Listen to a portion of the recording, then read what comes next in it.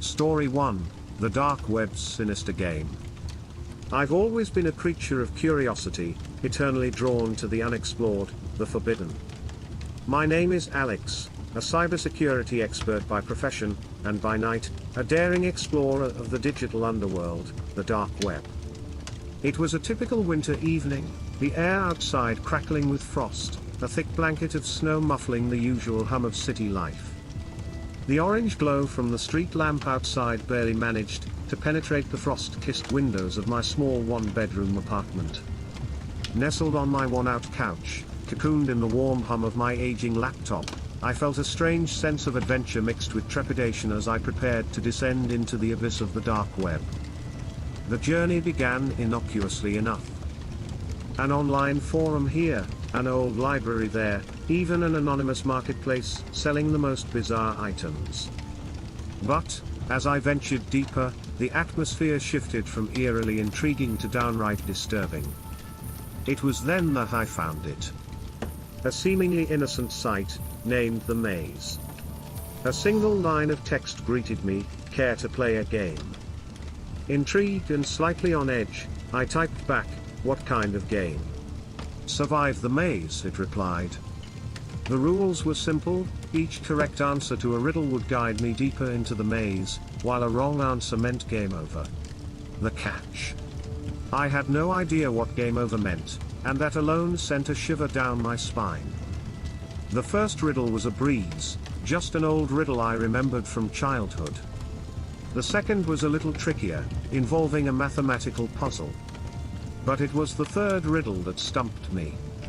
It was a cipher, a jumbled mess of numbers and letters.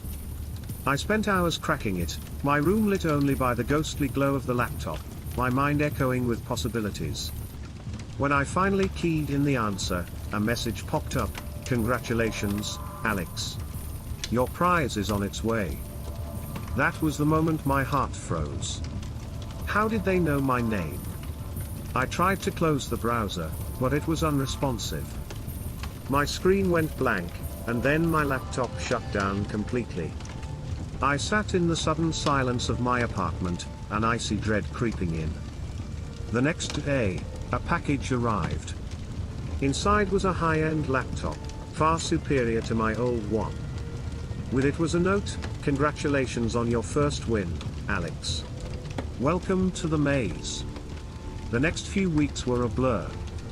Each night, as darkness fell, I'd be drawn into the game, solving riddles, and getting deeper into the maze. Each win brought a new prize, tech gadgets, rare books, even a vintage wristwatch. But alongside the thrill of victory was a growing sense of unease. Each package was a chilling reminder that someone, somewhere, was watching me. I was no longer just a player, I was a pawn in a game far bigger and far more sinister than I could comprehend. In desperation, I turned to my friend, Mike, a burly ex-military guy with a knack for cybersecurity. With his gruff demeanor and unflinching courage, Mike was my only hope. I remember the look of concern in his eyes as I narrated my predicament. He agreed to help me, his deep voice resonating with determination. For days, Mike worked on tracking the source of the maze, his brow furrowed in concentration, his fingers a blur on the keyboard. After a week of relentless work, he finally found a way to block the maze from accessing my new laptop. I felt a sense of relief wash over me, thinking it was finally over. But the next morning, another package arrived. Inside was a single Polaroid. It was a picture of Mike and me, working on the laptop, taken from outside my window. The blood drained from my face as I realized that the game was far from over. It had crossed the boundary of the digital world, and was now a terrifying reality. I looked out the window, half expecting to see a shadowy figure, but there was nothing. Just the silent, snow-covered street bathed in the cold morning light. In the end, I had to disappear. I moved to a small town, changed my name, and cut all ties with my old life. The packages stopped, but the fear never left me. The dark web is a labyrinth, a maze with no end, filled with unknown horrors. I learned the hard way that some doors are better left unopened. I left a part of me in the maze, forever trapped in its sinister game. Each night as I stare at the darkness outside, I can't help but wonder if I'll ever truly escape the maze, or if it's just a matter of time before the game continues. Story 2, The Dark Web Diaries. I'm Lily, a small-town girl from a sleepy suburb that could easily be forgotten on a map. Growing up, my best friend Jessie and I were always searching for a glimmer of excitement to break the monotony of school, homework, and the occasional weekend sleepover. The thing about growing up in a small town is that, more often than not, you find yourself yearning for a taste of the extraordinary in a world that seems so ordinary. That's when we found it, the dark web. We were 15, young and naive, fueled by a thirst for adventure and teenage rebellion. Our sanctuary from the world was Jessie's basement. It was a cozy wonderland filled with worn-out bin bags, brightly colored posters of our favorite bands, and an old PC that was once her brother's. This was our domain, our fortress of solitude. The faint smell of leftover pizza, the drone of the ancient air conditioner, and our hushed whispers all mixed together as we delved into the hidden depths of the dark web on one fateful summer night. The first few sites were uneventful, anonymous chat rooms where people discussed conspiracy theories, old libraries filled with banned books, and strange marketplaces selling everything you could think of. Then, as we ventured deeper, we found it, a site named The Whispering Shadows. It was an anonymous chat room, akin to an old dusty tavern situated in the middle of a ghost town. As soon as we entered, a message popped up, "Welcome to the Whispering Shadows, care to share a secret?" We looked at each other, a thrill of excitement tinged with fear coursing through us. The idea of sharing secrets with strangers in this mysterious digital realm seemed as terrifying as it was exhilarating.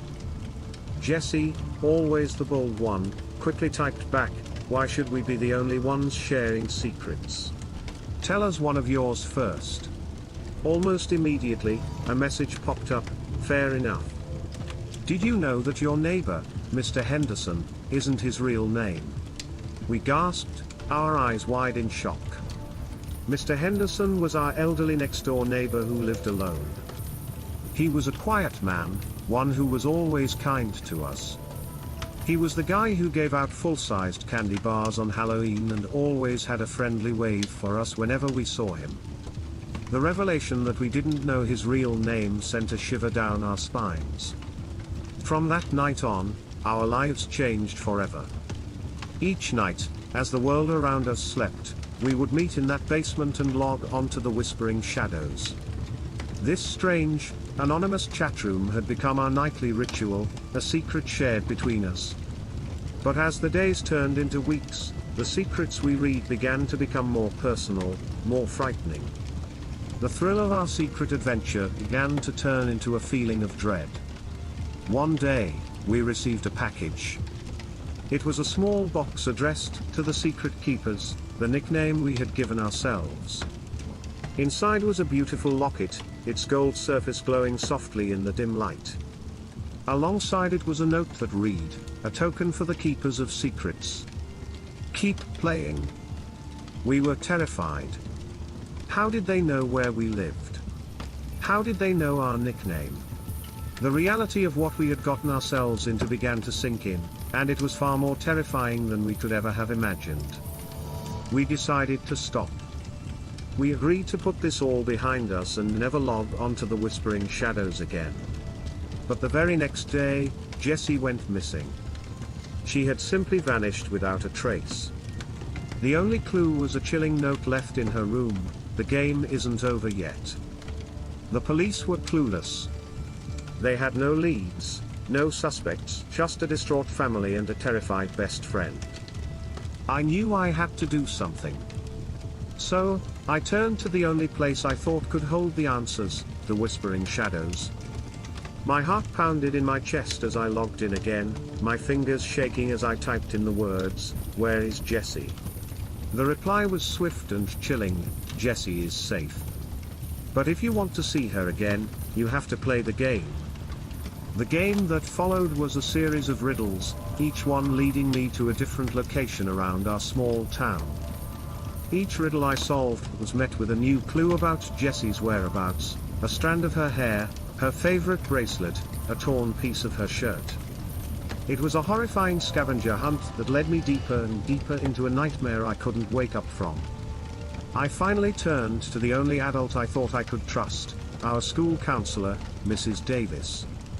She was a kind, middle-aged woman with a soft voice, and an understanding heart. I remember the look of shock on her face as I told her everything. She promised to help me, to save Jessie. The final riddle led us to an abandoned warehouse on the outskirts of town. As we approached the dilapidated building, the moon casting long, ominous shadows over the landscape, my heart felt like it was about to burst. Inside the warehouse, under a dim, flickering light, was Jessie. She was bound to a chair, her face pale and etched with fear, but she was alive. Relief washed over me, but it was short-lived. We heard a noise behind us, a soft shuffling sound. We turned around and there he was, Mr. Henderson, our kind old neighbor, or at least the man we thought was him. I don't think I'll ever forget the sight of Mrs. Davis stepping forward, her face etched with determination, as she said, "Let the girls go. It's over." But it wasn't over. Not even close. The police, alerted by Mrs. Davis, stormed the warehouse. The man who we knew as Mr. Henderson was arrested, his true identity revealed. His real name was Robert Kellerman, a convicted felon who had somehow managed to hide in our small, sleepy town. Jessie and I survived our horrifying ordeal. We became the talk of our town and beyond, our story shared as a cautionary tale about the dangers of the dark web. We swore never to venture into that world again, our curiosity replaced by a fear that still lingers. The dark web is a vast, dangerous place, a digital Pandora's box that should never be opened. What started as a thrilling adventure turned into a nightmare that Jessie and I will carry with us for the rest of our lives. The Whispering Shadows wasn't just a game, it was a predator, a monster that preyed on our innocence. We learned our lesson the hard way, a lesson that I hope no other curious teenager ever has to learn. Story 3, Web of Shadows, The Vixen Jess Encounter. In the bustling city of Los Angeles, I lived a double life. By day, I was Jess, a low-key barista. By night, I was Vixen Jess, a popular content creator on OnlyFans. My content leaned towards the provocative side, featuring sultry selfies and risque shots that had earned me a substantial following. My apartment, a small but stylish one-bedroom in downtown LA, served as my sanctuary and my studio. It was adorned with pastel hues, twinkling fairy lights, and an array of backdrops and props I used to create my content. One evening, after a long day of crafting selfies and responding to fans, I found myself intrigued by a forum thread about the dark web. Fueled by curiosity and a glass of Merlot, I decided to take a detour into the anonymous underbelly of the internet. I downloaded Tor, purchased some Bitcoin, and delved into a world far removed from my pastel-toned apartment. I stumbled upon a site that auctioned off peculiar, personalized videos. Horrifyingly, I recognized a few content creators from OnlyFans. I logged off, unsettled by the chilling discovery. Days passed, but the auction site haunted me. Unable to quell my curiosity, I ventured back onto the site. This time, a countdown for an auction with my alias, Vixen Jess special request, was ticking away. I was the product on sale. I watched in terror as the countdown ended and the bidding war for my personalized content began. The winning bidder, a user named noir_fan, had committed an alarming amount of Bitcoin for my exclusive content. I found an anonymous email in my inbox soon after the auction. Noir_fan had detailed a specific outfit and script for the video he wanted from me. The precision of his instructions was chilling. I was trapped in a dark web nightmare, forced to fulfill this stranger's twisted fantasy. But I was not ready to surrender. I decided to fight back. Using a trick I had learned from a hacker friend, I embedded a coded plea for help in the metadata of the video I was to send noir_fan. Days turned into weeks after I uploaded the video, each passing second amplifying my fear and anxiety. Then, an email arrived. A user named CyberKnight had found my message and was prepared to assist me. He traced noir_fan's Bitcoin transactions back to a physical address in Europe, and alerted the authorities. Weeks later, the news broke. A major dark web operator had been apprehended in an international sting operation. Noir_fan, revealed to be Anton Belikov, was now behind bars. My dark web nightmare was over. I closed my OnlyFans account and retreated from the virtual world, needing time to heal and redefine my path. The dark web had shown me the sinister side of the internet, a stark contrast to the glamorous selfies I used to post. I had narrowly escaped the clutches of noir_fan, but the memory of his sinister request and the unnerving auction still lingers, a chilling reminder of the dangers that lurk in the shadows of our connected world.